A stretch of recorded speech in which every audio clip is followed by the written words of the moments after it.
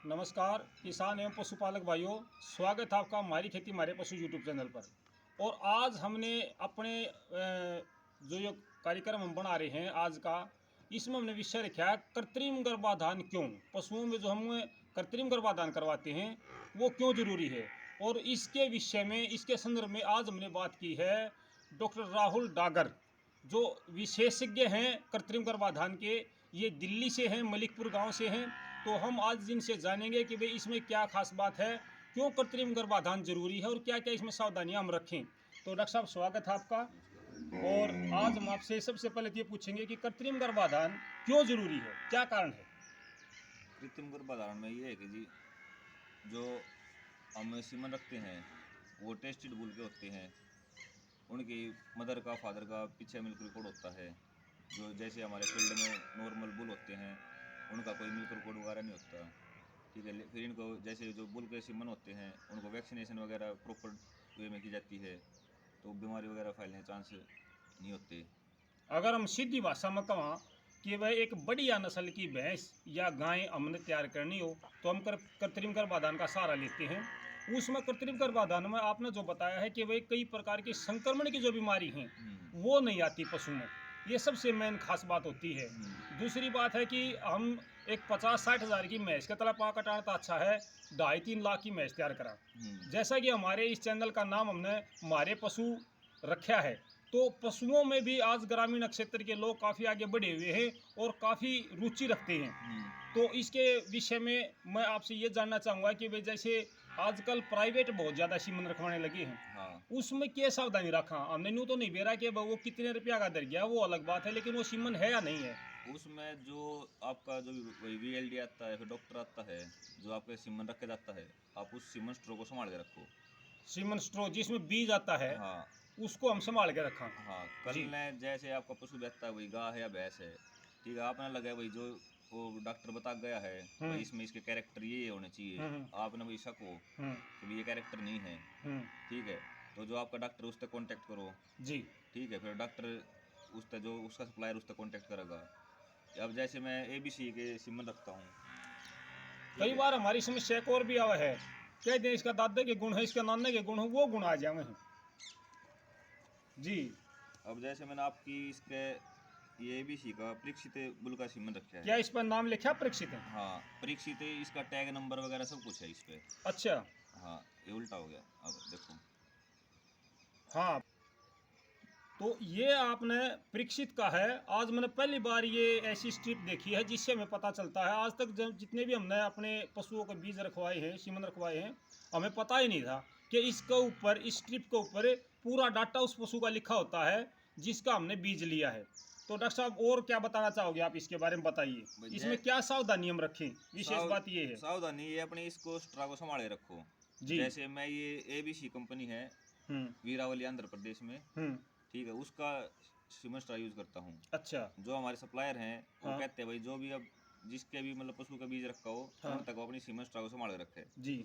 अगर मान लो 1% भाई आपने कैरेक्टर मैच नहीं होते लग गए, हाँ ठीक है, आप हमारे से कांटेक्ट करो। हाँ आप वहाँ पे जाओ वीरावली, हाँ हाँ। चाहे बाई एयर जाओ चाहे बाई रेल जाओ, बाई बस, सारा खर्चा हमारा। अच्छा अगर भाई जो कैरेक्टर मैच नहीं होते पावे, वहाँ अच्छा। पे जो स्ट्रा है हाँ इसको लेके जाओ, इसका पूरा रिकॉर्ड मिलेगा वहाँ पे कंप्यूटर में। जी।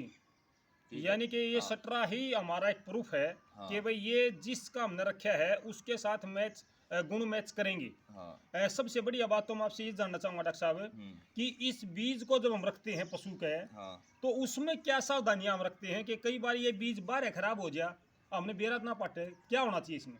उसके लिए एक तो जो अपना डॉक्टर हो या वीएलडी हो, हम्म उसकी सावधानी हो है भाई अपने जो नाइट्रोजन सिलेंडर हो है जी उसमें नाइट्रोजन नहीं टूटने दी, जी टाइम टू टाइम उसने फिल करवाते रहे। जी।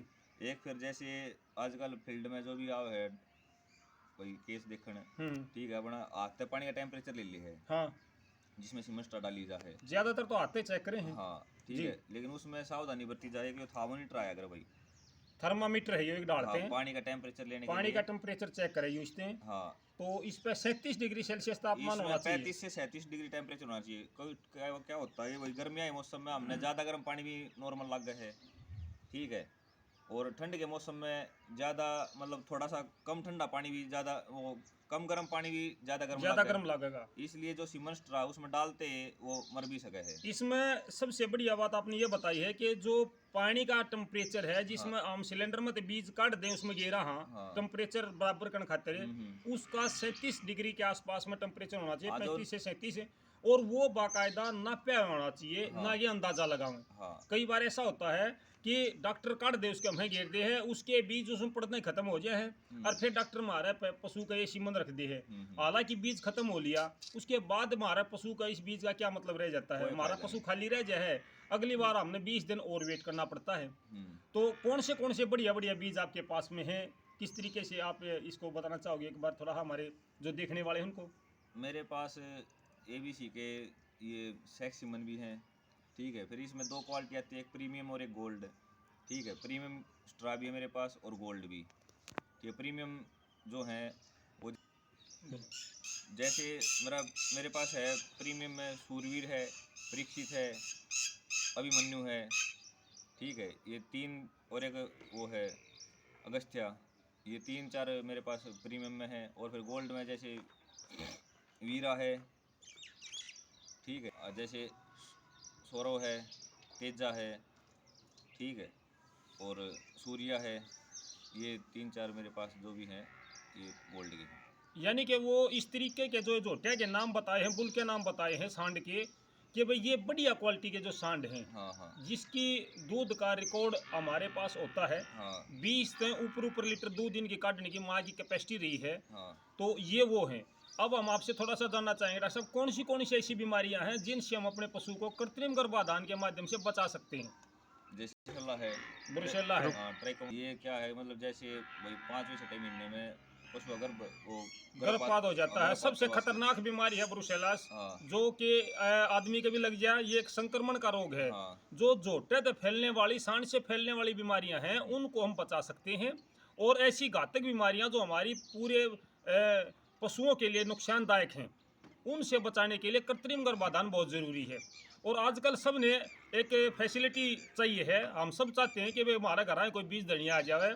तो जितने भी हमारे दर्शक हैं, मैं ये कहना चाहूँगा, वे बीज धरवाओ, अच्छी क्वालिटी का धरवाओ, लेकिन उसमें इन बातों की सावधानी रखो कि वे आपका कौन सा तो इन्होंने बीज रखा है और क्या उसके गुण मैच कर रहे हैं नहीं कर रहे हैं। बढ़िया है कि आप अच्छी क्वालिटी का बीज रखवाओ। अपना जब पशु हिट में हो तो डॉक्टर से पहले चेक करवाओ कि इसके अंदर कोई इन्फेक्शन वगैरह तो नहीं है, क्या ये नॉर्मल हिट पे है। इस प्रकार से अगर हम थोड़ी सी जागरूकता रखेंगे तो किसान भाइयों, पशुपालक भाइयों, हमें पशुओं में नुकसान नहीं होगा। डॉक्टर साहब, आपने इतना समय दिया, इसके लिए आपका बहुत बहुत धन्यवाद। धन्यवाद। धन्यवाद किसान भाइयों।